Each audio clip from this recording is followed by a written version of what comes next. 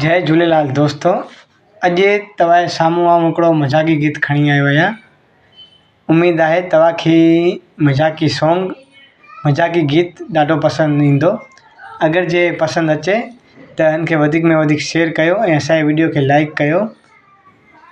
झाल तरिया पकोड़ा, हो झाल तरिया पकोड़ा, मुंहिंजो खाधा पकोड़ा, मिर्च अहिड़ा वधई वेंदा रिया घोड़ा। झाल तरिया पकोड़ा, झाल तरिया पकोड़ा, मुंहिंजो खाधा पकोड़ा, मिर्च अहिड़ा वधई वेंदा रिया घोड़ा।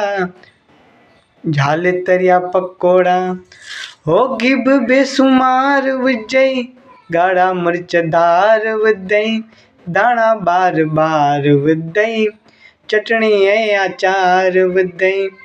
हो गिब बेसुमार वधई ॻाढ़ा मिर्च धार वधई, दाणा बार बार वधई, चटणी ऐं अचार वधई। हो खाइन पका पोड़ा, वाह जा तरिया पकोड़ा, मिर्च अहिड़ा वधई वेंदा रिया घोड़ा। झाल तरिया पकोड़ा, हो पकोड़नि जो रंग वावा, ठाहिण जो ही ढंग वावा, खाइण सां ही खंग वावा, खाइण वारा तंग वावा। हो पकोड़नि जो रंग वावा, ठाहिण जो ही ढंग वावा, खाइण सां ही खंग वावा, खाइण वारा तंग वावा।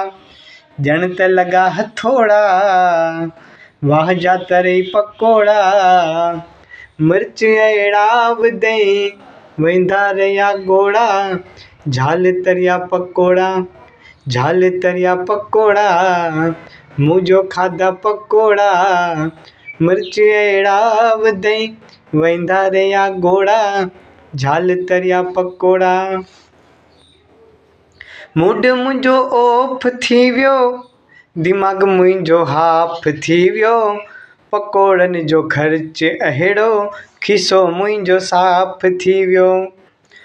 हो मूड मुंहिंजो ऑफ थी वियो, दिमाग़ मुंहिंजो हाफ थी वियो, पकोड़नि जो ख़र्च अहिड़ो, खीसो मुंहिंजो साफ़ थी वियो। कयमि घोड़ा घोड़ा, वाह जा तरियल पकोड़ा, कयमि घोड़ा घोड़ा, वाह जा तरियल पकोड़ा, मिर्च अहिड़ा वधई वेंदा रिया घोड़ा। झाल तरिया पकोड़ा, झाल तरिया पकोड़ा, मुंहिंजो खाधा पकोड़ा, मिर्च अहिड़ा वधम वेंदा रिया घोड़ा। झाल तरिया पकोड़ा। धन्यवाद दोस्तों, थैंक यू। उमेद आहे तव्हांखे ही मज़ाक़ी गीत कॉमेडी सॉन्ग पसंदि आयो हूंदो। हिन वीडियो खे वधीक में वधीक शेयर कयो, लाइक कयो ऐं असांजी हिन चैनल खे सब्सक्राइब कयो। जय झूलेलाल।